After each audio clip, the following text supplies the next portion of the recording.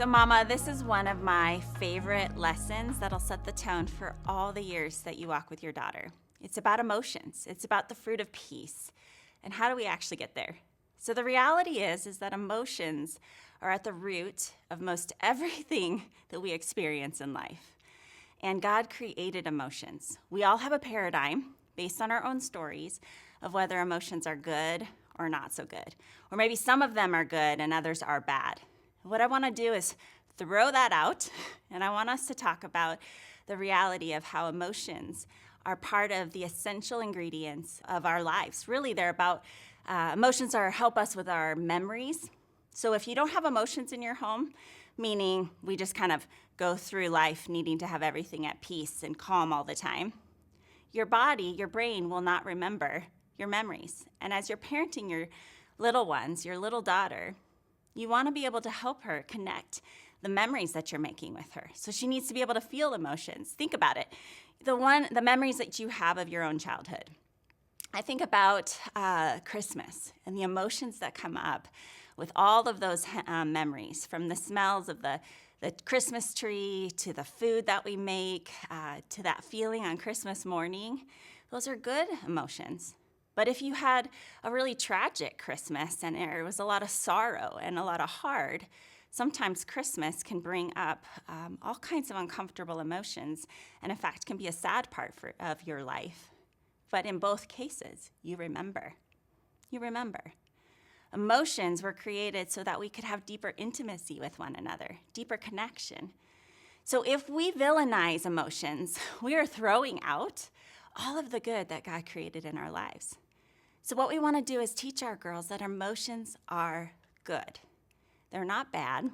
We want to teach our daughters how to regulate their emotions, not to dismiss them, just like we teach them how to regulate their appetites. So this lesson is going to talk a little bit about where do we feel emotions in our body, what are the names for the different emotions, and you're going to get a chance to help your daughter feel safe to talk to you about maybe some of the emotions she's overwhelmed by. Anger, sadness, disappointment, anxiety. We've dealt with a lot of anxiety in my own home.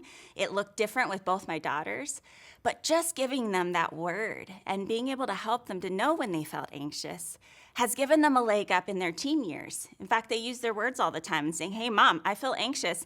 I need this." And now we are moving through in healthy ways instead of them avoiding or ignoring or having some funky side effects that happen over the years. The truth is that your daughter is following your lead when it comes to emotions. And so I want you to do a little bit of work yourself. My own story, as you'll read in the book Courageous, Being Daughters Rooted in Grace, is based on the fact that I didn't really understand my own emotions until I was well into my 30s. And I happen to be a pretty emotional person. I'm a passionate person.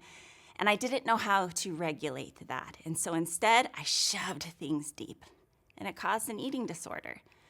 And not cause fear for you as a mom of a young daughter, but I do want you to connect the dot.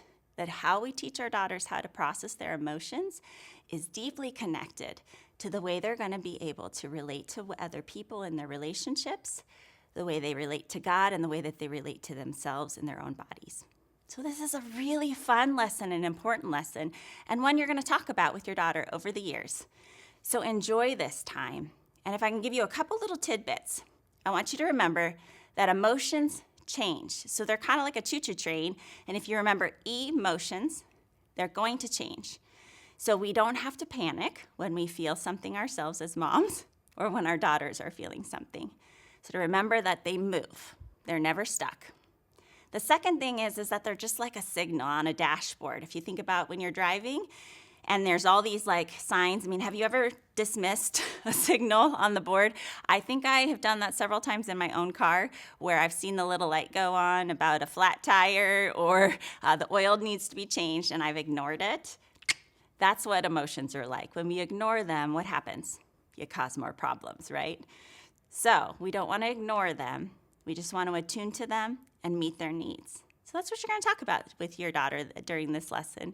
And it's actually a really good one. And this is the pathway towards the fruit of peace. How do we find more peace?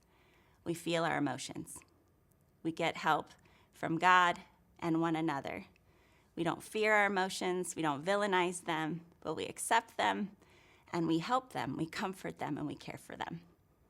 This is a good one, mamas. Enjoy the process, and remember, God is the one who's growing the fruit in you and your daughter.